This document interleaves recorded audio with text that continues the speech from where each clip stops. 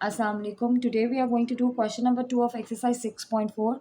In question number 2, it is given that if x cos theta plus y sin theta is equals to m and x sin theta minus y cos theta is equals to n, we have to prove that x square plus y square is equals to m square plus n square. ठीक है, जो हमें given है वो दो equation है, एक equation number 1 ये है और इक्वेशन नंबर 2 ये है. ठीक है, तो जो गिवन चीज़ है हम उसको लिख लेते हैं और जो हमने रिक्वायर्ड फाइंड करना है ना उसके ऊपर स्क्वायर है, तो इसलिए हम दोनों इक्वेशंस को स्क्वायर कर लेंगे, स्क्वायरिंग ऑन बोथ साइड्स. ठीक है, पहले इक्वेशन नंबर 1 को स्क्वायर करेंगे, फिर इक्वेशन नंबर 2 को स्क्वायर करेंगे. तो जब इक्वेशन नंबर 1 को दोनों साइड्स पे स्क्वायर किया तो ये 2 टर्म्स हैं, इसके ऊपर होल स्क्वायर आ गया और m का स्क्वायर m स्क्वायर हो गया. इसी तरह जब आपने इक्वेशन नंबर 2 को स्क्वायर किया तो x sine theta minus y cos theta 2 terms है, इन इसके ऊपर होल स्क्वायर आ गया और n का स्क्वायर n स्क्वायर होता है. हमने इसको इक्वेशन 3 और इक्वेशन 4 का नेम दे दिया. ठीक है, अगर जो हमने वेरीफाई करना है वो आप देखें तो वेरीफाई में हमें x square plus Y square is equal to m square plus n square है. सेंटर में किसका साइन है? प्लस का साइन है. तो हम दोनों इक्वेशंस को ऐड कर देते हैं, इक्वेशन नंबर 3 और इक्वेशन 4 को ऐड कर देते हैं. तो इक्वेशन ऐड करने का तरीका ये होता है कि हम लेफ्ट हैंड साइड को लेफ्ट हैंड साइड से ऐड कर देते हैं और राइट हैंड साइड को हम राइट हैंड साइड से ऐड कर देते हैं. ठीक है, तो हमने इसी तरह किया, लेफ्ट हैंड साइड को हमने लेफ्ट हैंड साइड से ऐड कर दिया और राइट हैंड साइड को हमने राइट हैंड साइड से ऐड कर दी. ये तो हमारे पास रिक्वायर्ड चीज़ आ गई जो हमें प्रूफ करना था, लेकिन ये रिक्वायर्ड टर्म नहीं है जो हमने प्रूफ करना था. इट मीन्स इसको हम आगे फर्दर सिंप्लीफाई करेंगे. हमें पता है कि जब भी 2 टर्म्स के ऊपर स्क्वायर होता है तो we have to open it with the help of a formula. कौन सा formula? a plus B whole square, और वो किसके इक्वल होता है? A square plus 2ab plus B square. तो हम वही फॉर्मूला अप्लाई करेंगे. ए का स्क्वायर एक्स कॉस थीटा का square X square cos square theta हो गया. बी का स्क्वायर बी आपके पास यहाँ पे वाई साइन थीटा है तो वो हो गया y square sine square theta. और सेंटर वाली टर्म क्या थी? Plus 2ab. A x cos theta था और बी आपके पास वाई साइन थीटा था. ठीक है, तो ये हमने इस ब्रैकेट को ओपन कर कर हमारे पास ये फॉर्मूला बन गया A square plus B square plus 2ab. ठीक है, अब हम सेकेंड वाले ब्रैकेट को ओपन करेंगे. जो हमारा सेकेंड वाला ब्रैकेट है उसमें हमारे पास 2 टर्म्स है और उसके ऊपर स्क्वायर है और सेंटर में माइनस का साइन है. तो इट मीन्स यहाँ पे फॉर्मूला अप्लाई हो रहा है A minus B whole square का. वो किसके इक्वल होता है? A square plus B square minus 2ab. तो ए यहाँ पे एक्स साइन थीटा है तो x square sine square theta हो गया. बी आपके पास वाई कॉस थीटा है तो y square cos square theta हो गया. और सेंटर वाली टर्म क्या थी? -2. ए की जगह ए की वैल्यू, बी की जगह बी की वैल्यू. तो जब हमने सेकेंड ब्रैकेट को ओपन किया तो वो इसके इक्वल आ गया. ठीक है, उसके बाद हम इसको सिंप्लीफाई करेंगे. एक्स वाली टर्म्स को इकट्ठा लिख लेते हैं और वाई वाली टर्म्स को हम इकट्ठा लिख लेते हैं. ठीक है, तो हमने X square cos square theta लिख दिया, यहाँ से X square sine square theta आ गया. फिर Y square sine square theta आ गया और यहाँ से आपके पास plus Y square cos square theta आ गया. फिर जब 2 into X cos theta Y sine theta हो गया तो एक्स ये आपके पास हो जाएगा 2xy cos theta sine theta, वो आपने ये लिख दिया. फिर जब आप इसको मल्टीप्लाई करोगे तो -2 into x y sine theta cos theta, वो आपके पास ये टर्म बन गई. ठीक है, अब दो सेम टर्म्स है और इन दोनों से के साइंस के ऑपोजिट है तो ये पूरी टर्म इस पूरी टर्म से कट जाएगी. बिकॉज सॉल्व करने के बाद इसका आंसर क्या आता है? 0. तो 0 लिखें या ना लिखें वो एक ही बात होती है. अब अगर आप ये वाली टर्म देखो, इन दोनों में एक्स स्क्वायर कॉमन आ रहा है तो हम इन दोनों से एक्स स्क्वायर कॉमन ले लेंगे. यहाँ पे कॉस स्क्वायर थीटा बन जाएगा और यहाँ पे साइन स्क्वायर थीटा बच जाएगा. ठीक है, फिर इन दोनों टर्म्स में से वाई स्क्वायर कॉमन आ रहा है तो हमने वाई स्क्वायर कॉमन ले लिया तो इनसाइड द ब्रैकेट यहाँ से साइन स्क्वायर थीटा बच गया और यहाँ से कॉस स्क्वायर थीटा बच गया. We know that cos square theta plus sine square theta किसकी इक्वल होता है? 1 के इक्वल होता है. तो हमने इसकी जगह इसकी वैल्यू 1 पुट कर दी और इसकी भी जगह इसकी वैल्यू 1 पुट कर दी. ठीक है, एक्स स्क्वायर जब 1 से मल्टीप्लाई हुआ तो एक्स स्क्वायर ही आ गया, वाई स्क्वायर जब 1 से मल्टीप्लाई हुआ वाई स्क्वायर ही आ गया. वो किसकी इक्वल है? M square plus n square के इक्वल, और यही हमने प्रूफ करना था. Question number 3 is find the value of theta. अब हमने थीटा फाइंड करना है. थीटा क्या होता है? आपका एंगल होता है. ठीक है, जो रेशियो के बाद गिवन होता है. तो फर्स्ट पार्ट में दिया हुआ है 2 sine square theta is equal to 1/2. हमें थीटा फाइंड करना है तो थीटा के साथ जितनी भी एक्स्ट्रा चीज़ें हैं उनको अदर साइड पे शिफ्ट कर देंगे. यहाँ पे 2 मल्टीप्लाई हो रहा है, अदर साइड पे जाकर डिवाइड हो जाएगा. तो 2 × 2 आपके पास क्या हो गया? 4. ठीक है, अब साइन स्क्वायर थीटा हमें स्क्वायर हटाना है. स्क्वायर हटाने के लिए हम दोनों साइड्स पे क्या ले लेंगे? स्क्वायर रूट ले लेंगे. ये स्क्वायर इस अंडर रूट से कट गया. 1 का स्क्वायर रूट 1 होता है, 4 का स्क्वायर रूट टू होता है, ठीक है। अब थीटा के साथ साइन यहाँ पे एक्स्ट्रा है, यहाँ पे साइन है तो जब दूसरी साइड पे शिफ्ट होगा तो क्या हो जाता है साइन इनवर्स। तो हमें फाइंड करना है साइन इनवर्स 1/2, वो किसके इक्वल हो जाएगा, थीटा के इक्वल हो जाएगा, और ये हम फाइंड करेंगे with the help of calculator.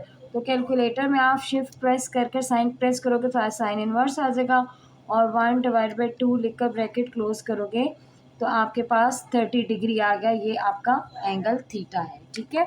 इसी तरह जो सेकेंड पार्ट है, सेकेंड पार्ट में आपके पास गिवन है कि साइन थीटा कॉस थीटा के इक्वल है, ठीक है। तो हम क्या करते हैं, हम दोनों साइड पे ना कॉस थीटा डिवाइड कर देते हैं, ठीक है, ताकि हमारे पास कोई एक कांस्टेंट आ जाए जिसकी हेल्प से वैल्यू फाइंड कर सकें। तो जब हम दोनों साइड पे कॉस थीटा डिवाइड कर देंगे तो आपके पास sine theta by cos theta left hand side पे बच गया, यहाँ से कॉस थीटा से कट गया और क्या बच गया 1, ठीक है।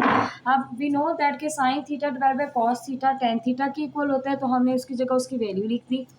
अब थीटा के साथ टेन एक्स्ट्रा, यहाँ पे टेन है, जब मैंने दूसरी साइड पे शिफ्ट किया तो क्या हो गया टेन इनवर्स, और जब आप कैलकुलेटर से टेन इनवर्स 1 फाइंड करोगे तो you will get answer that is 45 degree. In the third part, again we have to find the value of theta. So we know the value of secant square theta which is equals to 1 plus tan square theta. तो हमने secant square theta की जगह उसकी value 1 plus tan square theta जो है वो put कर दी, ठीक है, और -2 tan square theta इसी तरह कॉपी डाउन हो गया। We can solve tan square theta -2 tan square theta, अगर इसके साथ कोई कोफिशिएंट नहीं है तो इट मीन्स इसका कोफिशिएंट 1 है, तो 1 - 2 क्या हो जाता है हमारे पास -1। तो 1 tan square थीटा और -2 tan square थीटा को जब हमने सॉल्व किया तो हमारे पास आंसर -tan square थीटा आ गया, ठीक है। अब यहाँ पे +1 एक्स है, जब हम अदर साइड पे शिफ्ट करेंगे तो क्या हो जाएगा -1, ठीक है, और 0 - 1 you will get answer that is -1। दोनों साइड पे माइनस साइन सेम है तो माइनस माइनस से कैंसिल आउट हो गया, और आपके पास tan square theta is equal to 1 आ गया। स्क्वायर हटाने के लिए हम उसी तरह square root on both side ले लेंगे, तो स्क्वायर अंडर रूट से कट गया, 1 का स्क्वायर रूट आपके पास 1 होता है। अगेन थीटा के साथ tan एक्स्ट्रा, यहाँ पे tan है, जब अंदर साइड पे शिफ्ट करेंगे तो tan इनवर्स हो जाएगा, और जब आप कैलकुलेटर से tan इनवर्स 1 फाइंड करोगे तो आपके पास जो आंसर है वो आता है 45 degree. Question number 4 is solved. So in the first part they have given us a triangle ABC in which angle C is 90 degree, A is 4 centimeter and C is 4√2 centimeter. Solve का मतलब है कि जितनी भी unknown measurements है triangle ABC की वो हमने फाइंड करनी है। कोई भी ट्राइंगल हो तो टोटल उसकी 6 मेजरमेंट्स होती हैं, 3 मेजरमेंट्स उसकी साइड्स की होती हैं और 3 मेजरमेंट्स उसके एंगल की होती है। यहाँ पे एक एंगल गिवन है तो हमें 2 एंगल्स फाइंड करने हैं, 2 साइड्स गिवन है तो हमें जो है एक साइड फाइंड करनी है। तो अपनी आसानी के लिए हम इसको फिगर में चेंज कर देते हैं। तो हमने एक ट्राइंगल बना लिया, राइट एंगल ट्राइंगल, क्योंकि एंगल सी 90 डिग्री था, तो क्योंकि जो 90 डिग्री है वो सी है, हमने यहाँ पे सी लेबल कर दिया और यहाँ पे ए और बी लेबल कर दिया। आपकी मर्ज़ी, आप ऊपर ए लिख लो नीचे बी लिख लो, उससे कोई फ़र्क नहीं पड़ता। फिर जो कैपिटल सी के अगर जो आपका ये एंगल है उसकी जो ऑपोजिट साइड होती है वो स्मॉल सी होती है, ठीक है। कैपिटल ए के ऑपोजिट साइड स्मॉल ए होती है और कैपिटल बी की ऑपोजिट साइड बी होती है, ठीक है।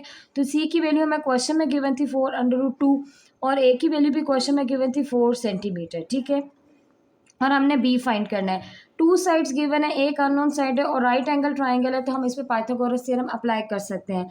90 डिग्री की ऑपोजिट साइड आपकी क्या हो जाती है, हाइपोटेन्यूज हो जाती है। एंगल की ऑपोजिट साइड जो होती है वो आपकी परपेंडिकुलर होती है और रिमेनिंग साइड आपकी क्या हो जाएगी, बेस हो जाएगी, ठीक है। तो पाइथागोरस थ्योरम्स क्या है आपका, हाइपोटेन्यूज का square is equal to sum of square of other 2 sides. तो हमने यहाँ पर पाइथागोरस थ्योरम अप्लाई किया, हाइपोटेन्यूज का square is equal to perpendicular square plus base square. हम वैल्यूज पुट करेंगे, हाइपोटेन्यूज की जगह हाइपोटेन्यूज की वैल्यू 4√2 का होल स्क्वायर, परपेंडिकुलर की जगह उसकी वैल्यू 4 का स्क्वायर, और बेस तो हमने फाइंड करनी है।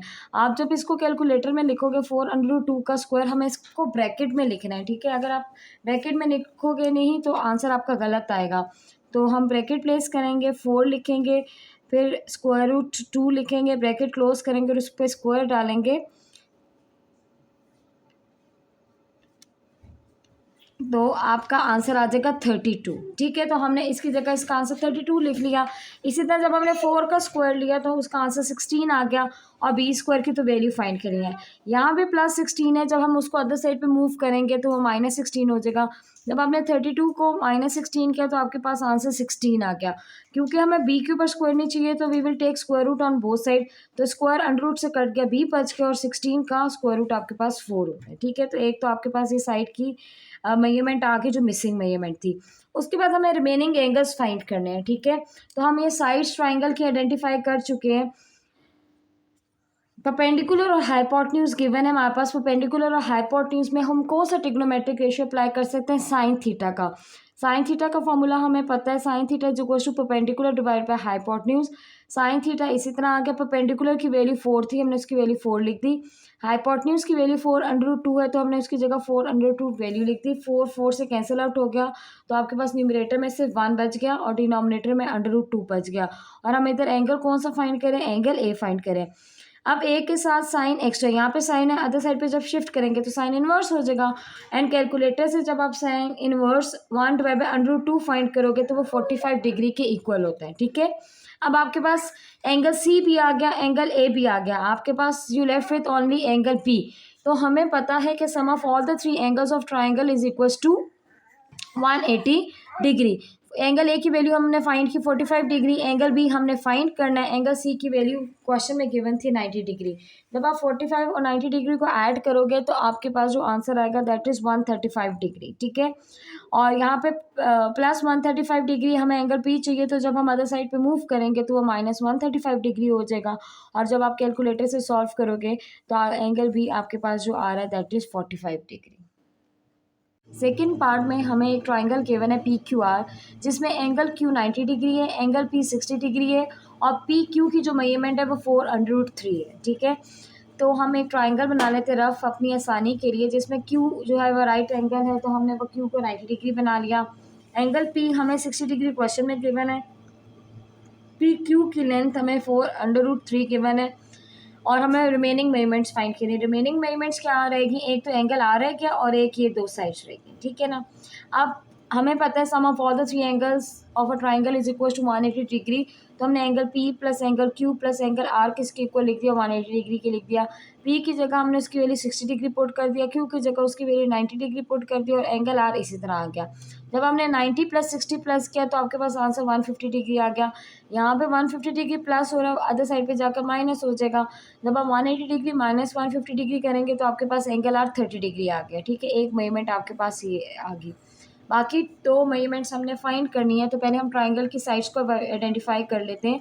राइट एंगल की जो ऑपोजिट साइड होती है वो आपकी हाइपोटेन्यूज होती है, एंगल की ऑपोजिट साइड आपकी परपेंडिकुलर होती है और रिमेनिंग साइड आपकी जो होती है वो आपकी बेस हो गई। ठीक है, हमें परपेंडिकुलर फाइंड करना है और बेस हमें गिवन है। परपेंडिकुलर और बेस में जो हम फार्मूला अप्लाई करते हैं वो tan का अप्लाई करते हैं, तो हम tan का फार्मूला अप्लाई कर देंगे। tan theta is equal to perpendicular by base. Theta यहाँ पे 60 डिग्री गिवन है, परपेंडिकुलर आपके पास क्या है? क्यू आर है, तो हमने उसकी जगह उसकी का वो लिख दिया लाइन सेगमेंट क्यू आर। और बेस हमें 4√3 गिवन है तो हमने 4√3 इसकी जगह उसकी वैल्यू लिख दी। अब हमें क्यू आर फाइंड करना है तो 4√3 यहाँ पे एक्स्ट्रा है, यहाँ पे डिवाइड हो रहा है, अदर साइड पे जाकर मल्टीप्लाई हो जाएगा। और आपको इसको एज इट इज़ कैलकुलेटर में लिख कर इज इक्वल टू का बटन प्रेस करेंगे तो आपके पास क्यू आर की लेंथ आ जाएगी दैट इज़ 12 सेंटीमीटर। ठीक है, अब आपके पास बेस भी आ गई, आपके पास परपेंडिकुलर भी आ गया 12 सेंटीमीटर और यू लेफ्ट विथ हाइपोटेन्यूज। ठीक है, क्योंकि राइट एंगल ट्राइंगल है तो हम इसमें पाइथागोरस थ्योरम अप्लाई कर सकते हैं। हाइपोटेन्यूज का जो स्क्वायर है वो is equal to sum of square of other 2 sides आ जाएगा। हाइपोटेन्यूज आपका पी आर है, परपेंडिकुलर आपका क्यू आर है और बेस आपकी पी क्यू है। जो वैल्यूज़ गिवन है हम उसकी जगह उसकी वैल्यू पुट करेंगे। पी आर तो हमने फाइंड करना है, क्यू आर की वैल्यू अभी हमने फाइंड की दैट इज़ 12 और पी क्यू की वैल्यू क्वेश्चन में गिवन है 4√3 का स्क्वायर आ गया। 12 का स्क्वायर 144 होता है, 4√3 का स्क्वायर 48 होता है। You can calculate it with the help of a calculator. जब आपने इन दोनों वैल्यूज़ को प्लस किया तो आपके पास आंसर 192 आ गया। क्योंकि हमें पी आर चाहिए, स्क्वायर नहीं चाहिए, तो we will take square root on both side. तो पी आर की वैल्यू आ गई 8√3 सेंटीमीटर।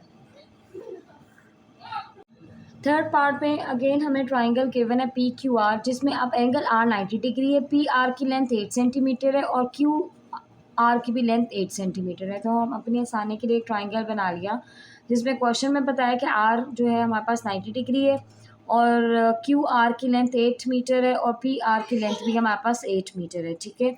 तो साइड आइडेंटिफाई कर लेते हैं। 90 डिग्री की ऑपोजिट साइड आपकी हाइपोटेन्यूज होगी, एंगल की ऑपोजिट साइड आपकी परपेंडिकुलर होगी और रिमेनिंग साइड आपकी बेस होगी, ठीक है। टू साइड्स गिवन है, राइट एंगल ट्राइंगल है तो थर्ड साइड हम पाइथागोरस थ्योरम से फाइंड कर सकते हैं। तो पाइथागोरस थ्योरम क्या है, हाइपोटेन्यूज का square is equal to sum of square of other two side. Hypotenuse आपका पी क्यू है तो उसकी जगह उसकी लेंथ डाल दी पी क्यू का स्क्वायर। परपेंडिकुलर की वैल्यू क्वेश्चन में गिवन है तो उसकी जगह उसकी वैल्यू 8 डाल दी। बेस की भी वैल्यू क्वेश्चन में गिवन है तो हमने उसकी जगह 8 डाल दिया। 8 का स्क्वायर 64 होता है, 8 का स्क्वायर 64 होता है, 64 प्लस 64 128 होता है। स्क्वायर हटाना है तो हम दोनों साइड पे क्या ले लेंगे, स्क्वायर रूट। स्क्वायर से स्क्वायर रूट कट गया तो आपकी वैल्यू पी क्यू बच गई और जब आप अंडर रूट 128 कैलकुलेटर से लेंगे तो आपके पास आंसर आ जाएगा 8 अंडर रूट 2 मीटर। तो हमारे पास पी क्यू की लेंथ आ गई, ठीक है। अब हमें एंगल फाइंड करना है। तो बेस गिवन है, परपेंडिकुलर गिवन है। बेस और परपेंडिकुलर में हम किसका फॉर्मूला यूज़ करते हैं, tan का फॉर्मूला यूज़ करते हैं। tan theta is equal to perpendicular by base. Perpendicular की वैल्यू 8 गिवन है, बेस की वैल्यू भी 8 गिवन है। 8 1s आर 8, 8 1s आर 8, तो आपके पास सिर्फ 1 बच गया। थीटा हमने फाइंड करना है, थीटा के साथ tan एक्स्ट्रा यहाँ पे tan है, अदर साइड पे शिफ्ट करेंगे तो tan इनवर्स हो जाएगा। और जब आप कैलकुलेटर में tan इनवर्स 1 फाइंड करेंगे तो आपके पास एंगल पी 45 डिग्री आ गया, ठीक है। अब आपके पास एंगल पी 45 डिग्री आ गया और एंगल आर क्वेश्चन में 90 डिग्री गिवन था। तो we know that the sum of all the three angles of triangle is equal to 180 degree. P की जगह पी की वैल्यू डाली, आर की जगह आर की वैल्यू डाली। 45 प्लस 90 135 आ गया। यहाँ पे 135 है, जब हमने अदर साइड पे शिफ्ट किया तो माइनस 135 हो गया। और जब आप इनको 180 माइनस 135 करोगे तो आपके पास आंसर एंगल क्यू क्या आ जाएगा, 45 डिग्री आ जाएगा। In the same way in the fourth part, अब उन्होंने हमें एक ट्राइंगल दिया है एक्स वाई जी जिसमें एंगल एक्स 90 डिग्री है, वाई जी की लेंथ 16 मीटर गिवन है और एक्स जी की लेंथ हमारे पास 8 मीटर गिवन है। सो फर्स्ट हम उसकी पिक्टोरियल एक अपने लिए ट्राइंगल बना लेते हैं ताकि हम इजीली उसको कैलकुलेट कर सकें। तो एक्स 90 डिग्री पे था तो हमने एक्स पे 90 डिग्री का एंगल बना दिया। वाई जी की लेंथ क्वेश्चन में 16 मीटर गिवन है और जी एक्स की लेंथ क्वेश्चन में 8 मीटर गिवन है, ठीक है। टू साइड्स गिवन है, राइट एंगल ट्राइंगल है तो थर्ड साइड हम इजीली पाइथागोरस थ्योरम से अप्लाई कर सकते हैं। 90 डिग्री की ऑपोजिट साइड आपकी हाइपोटेन्यूज होगी, एंगल की ऑपोजिट साइड परपेंडिकुलर होगी और रिमेनिंग साइड आपकी बेस होगी। So Pythagoras theorem is hypotenuse का square is equal to sum of square of other two sides. तो हाइपोटेन्यूज 16 का स्क्वायर है, अदर टू साइड्स क्या होगी 8 स्क्वायर प्लस एक्स वाई का होल स्क्वायर। 16 का स्क्वायर 256 आ गया, 8 का स्क्वायर 64 आ गया और एक्स वाई स्क्वायर इसी तरह आ गया क्योंकि हमने इसको फाइंड करा है। यहाँ पे प्लस 64 है, जब अदर साइड पे शिफ्ट किया तो माइनस 64 हो गया। जब आप 256 माइनस 64 करोगे तो आपके पास आंसर क्या आ जाएगा 192। स्क्वायर हटाना है so we will take square root on both side. तो स्क्वायर अंडर रूट से कट गया तो आपके पास क्या वैल्यू बच गई एक्स वाई, ठीक है। और एक्स वाई की वैल्यू क्या आ गई 8 अंडर रूट 3 और ये आप with the help of calculator find करोगे। जब आप कैलकुलेटर में अंडर रूट 192 लिखोगे तो आपके पास 8 अंडर रूट 3 आंसर आ जाएगा। उसके बाद हमें एंगल फाइंड करने हैं, हमारे पास 3 साइड्स तो कंप्लीट हो गई, ठीक है। 2 क्वेश्चन में गिवन थी, एक हमने फाइंड कर ली। अब क्वेश्चन में हमें परपेंडिकुलर गिवन है और हमें हाइपोटेन्यूज गिवन है। परपेंडिकुलर और हाइपोटेन्यूज में हम कौन सा रेशियो यूज़ कर सकते हैं, साइन का रेशियो यूज़ कर सकते हैं। So sine theta is equals to perpendicular by hypotenuse. Theta आपका एंगल वाई है, परपेंडिकुलर की जगह उसकी वैल्यू 8 पुट कर दी, हाइपोटेन्यूज की जगह उसकी वैल्यू 16 पुट कर दी। एंगल वाई के साथ साइन एक्स्ट्रा, यहाँ पे साइन है, जब हमने अदर साइड पे शिफ्ट किया तो साइन इनवर्स हो गया। और जब आप कैलकुलेटर में साइन इनवर्स 8/16 लिखोगे तो आपके पास एंगल वाई की वैल्यू 30 डिग्री आ जाएगी। अब आपके पास एंगल जी की भी वैल्यू है, एंगल वाई की भी वैल्यू, 2 एंगल्स गिवन है। तो थर्ड एंगल फाइंड करने के लिए we know that sum of all the 3 angles of triangle is equal to 180 degree. Angle X question में गिवन था 90 डिग्री, एंगल वाई हमने फाइंड किया 30 डिग्री। 90 प्लस 30 किया तो आंसर 120 आ गया। यहाँ पे प्लस 120 जब अदर साइड पे शिफ्ट किया तो क्या हो गया माइनस 120। और जब आप कैलकुलेटर से इसको सब्ट्रैक्ट कर दोगे तो आपके पास आंसर आ जाएगा 60 डिग्री। तो आपके पास 6 की 6 मेजरमेंट्स ट्राइंगल की कंप्लीट हो गई। In the fifth part, a triangle LMN is given to us in which length of LM is 10 centimeter, length of MN is 8 centimeter and length of NL is 6 centimeter, ठीक है। अभी हमें इसमें कोई angle नहीं given तो हमें ये नहीं पता कि राइट एंगल ट्राइंगल है कि नहीं है। अगर हम खुद से सपोज कर लेते हैं कि may be it is a right angle triangle, अगर तो ये राइट एंगल ट्राइंगल है तो उसको वेरीफाई करने के लिए हमें पाइथागोरस थ्योरम अप्लाई करना पड़ेगा। तो उससे हमें कंफर्म होगा कि क्या ये वाकई राइट एंगल ट्राइंगल है कि नहीं है, ठीक है। तो हमें इसमें सबसे पहले पाइथागोरस थ्योरम अप्लाई करने के लिए पता होना चाहिए हाइपोटेन्यूज का। वैसे तो हमें पता है कि राइट एंगल की जो अपोजिट साइड होती है वह हाइपोटेन्यूज होती है, लेकिन यहाँ पे राइट एंगल गिवन ही नहीं है। तो एक और प्रॉपर्टी हाइपोटेन्यूज की होती है कि that is the longest side of a triangle. Hypotenuse होता है ना, वो हमेशा ट्राइंगल का लॉन्गेस्ट साइड होता है। तो इन तीनों में से लॉन्गेस्ट साइड क्या होगी, 10। तो इट मीन्स एल एम की लेंथ क्या होगी, 10 होगी, और रिमेनिंग जो एंगल बचता है वो एन बचता है। तो अगर राइट एंगल ट्राइंगल हुआ तो एंगल एन जो होगा वो क्या होगा, आपका 90 डिग्री का एंगल होगा। तो हम पाइथागोरस थ्योरम अप्लाई करके देख लेते हैं कि वाकई राइट एंगल ट्राइंगल है कि नहीं है। तो हाइपोटेन्यूज का स्क्वायर 10 का square is equal to sum of square of other two side, that is 8 square और 6 स्क्वायर, ठीक है। 10 का स्क्वायर 100 हो गया, 6 का स्क्वायर 36 हो गया, 8 का स्क्वायर 64 हो गया। 64 प्लस 36 का आंसर आपके पास क्या आ गया, 100। तो 100 इज इक्वल टू 100 हो गया। इट मीन्स ये राइट एंगल ट्राइंगल है और एंगल एन जो है वो 90 डिग्री का है। अगर ये दोनों साइड इक्वल ना होती तो इट मीन्स ये राइट एंगल ट्राइंगल नहीं होता। तो एक तो हमने एंगल एन फाइंड कर लिया, ठीक है। उसके बाद हम कोई और एंगल फाइंड कर लेते हैं। तो हमारे पास, क्योंकि हमारे पास 3 साइड्स तो गिवन, हमें सिर्फ बाकी रिमेनिंग एंगल्स ही फाइंड करने हैं। अगर 90 डिग्री की ऑपोजिट साइड आपकी हाइपोटेन्यूज होगी, एंगल की ऑपोजिट साइड परपेंडिकुलर होगी, और बाकी साइड आपकी जो रिमेनिंग साइड है वो बेस होगी। परपेंडिकुलर और हाइपोटेन्यूज में हम साइन थीटा का फॉर्मूला यूज़ करते हैं। अब आपकी यहाँ पे मर्जी, आप कोई सा भी रेशियो पहले यूज़ कर सकते हो। अगर आप परपेंडिकुलर और बेस लोगे तो आप tan का फॉर्मूला अप्लाई करोगे। अगर आप परपेंडिकुलर और हाइपोटेन्यूज लोगे तो आप साइन का फॉर्मूला यूज़ करोगे। अगर आप बेस और हाइपोटेन्यूज लोगे तो आप कॉस का फॉर्मूला यूज़ करोगे। तो इन तीनों में से आप कोई भी फॉर्मूला यूज़ कर सकते हो, ये आपकी टोटली अपनी चॉइस है। तो साइन थीटा किसके इक्वल होता है, परपेंडिकुलर बाय हाइपोटेन्यूज के, तो मैंने साइन थीटा का फॉर्मूला यूज़ कर दिया। परपेंडिकुलर की वैल्यू क्वेश्चन में 8 गिवन है, और हाइपोटेन्यूज की वैल्यू क्वेश्चन में हमारे पास 10 गिवन है, जो हमने फिगर आउट किया है ना इधर ट्राइंगल, उसके अकॉर्डिंग। तो थीटा जो हमने फाइंड करना है वो एंगल एल है। एंगल एल के साथ साइन एक्स, तो यहाँ पे साइन है तो जाकर क्या हो जाएगा, साइन इनवर्स। और जब आप साइन इनवर्स 8/10 लोगे तो कैलकुलेटर से आपके पास आंसर आ जाएगा 53.13। एंगल एल आपके पास आ गया। एंगल एन भी हमारे पास आ गया था, वो 90 डिग्री था। और हमें पता है कि sum of all the 3 angles of triangle is equal to क्या होता है, 180 डिग्री।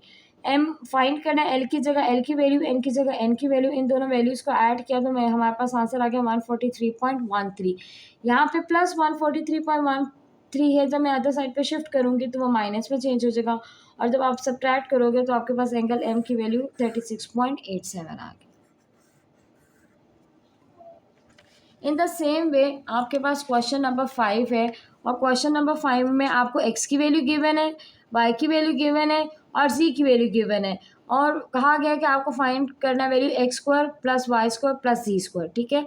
ये हमने फाइंड करना था, X square plus Y square plus Z square. X की जगह हम एक्स की वैल्यू पुट कर देते हैं, R cos alpha sine beta, और स्क्वायर है तो ऊपर स्क्वायर आ गया। वाई की जगह वाई की वैल्यू पुट कर देते हैं, R cos alpha cos beta, और स्क्वायर था वाई के ऊपर तो स्क्वायर डाल दिया। और जी की जगह हम जी की वैल्यू पुट कर देते हैं, that is R sine alpha, और हमने क्योंकि स्क्वायर था जी के ऊपर तो इधर भी स्क्वायर डाल दिया। अब ये जो स्क्वायर ब्रैकेट के ऊपर है, तो ये ब्रैकेट के अंदर जितनी भी चीज़ें उन सब पे अप्लाई हो रही हैं। तो जब आप इसका स्क्वायर लोगे तो आपके पास आ जाएगा R square cos square alpha sine square beta. इसी तरह जब आप इस ब्रैकेट का स्क्वायर लोगे तो आपके पास आ जाएगा R square cos square alpha cos square beta, और जब इस ब्रैकेट का स्क्वायर लोगे तो आपके पास आ जाएगा R square sine square alpha. अब हमने आगे सिंप्लीफाई करना है। अगर आप इस एक्सप्रेशन को देखो तो इस पूरे एक्सप्रेशन में आर स्क्वायर जो है वो सेम आ रहा है, तो हमने आर स्क्वायर को कॉमन ले लिया, जो रिमेनिंग एलिमेंट्स है वो हमने इनसाइड लिख दी। यहाँ से भी आर स्क्वायर बाहर आ गया, हमारे पास सिर्फ cos square alpha square beta बन गया। यहाँ से भी आर स्क्वायर बाहर आ गया, आपके पास cos square alpha cos square beta बच गया। यहाँ से भी आर स्क्वायर बाहर आ गया, तो आपके पास साइन स्क्वायर अल्फा बच गया, ठीक है। अगर मैं इन दोनों एक्सप्रेशन को देखूँ तो इन दोनों एक्सप्रेशन में कॉस स्क्वायर अल्फा जो है वो कॉमन आ रहा है, तो मैंने कॉस स्क्वायर अल्फा यहाँ से कॉमन ले लिया। इधर से आपके पास साइन स्क्वायर बीटा बच गया, इधर से आपके पास कॉस स्क्वायर बीटा बच गया, और ये sine square alpha as it is copy down हो गया, ठीक है। We know that sine square beta plus cos square beta is equal to 1, तो इसकी जगह हमने इसकी वैल्यू 1 पुट कर दी, और यहाँ से आपके पास कॉस स्क्वायर अल्फा बच गया, और यहाँ से आपके पास साइन स्क्वायर अल्फा बच गया। जब आप कॉस स्क्वायर अल्फा को 1 से मल्टीप्लाई करोगे तो कॉस स्क्वायर अल्फा ही आंसर आएगा, और साइन स्क्वायर अल्फा इसी तरह आ गया। We know that sine square theta plus cos square theta 1 के इक्वल होता है, तो इसकी जो वैल्यू है वो किसके इक्वल होगी, 1 की। इसकी जगह हमने 1 की वैल्यू डाल दी, और 1 को जब आर स्क्वायर से मल्टीप्लाई करोगे तो आपका आंसर आर स्क्वायर ही आएगा।